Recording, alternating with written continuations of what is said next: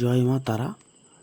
আমরা গিয়েছিলাম তিনতাউড়ি বেগুনবাড়ি মেলা মায়ের নিরঞ্জন দর্শন করতে এবং ভক্তদের দর্শন করাতে।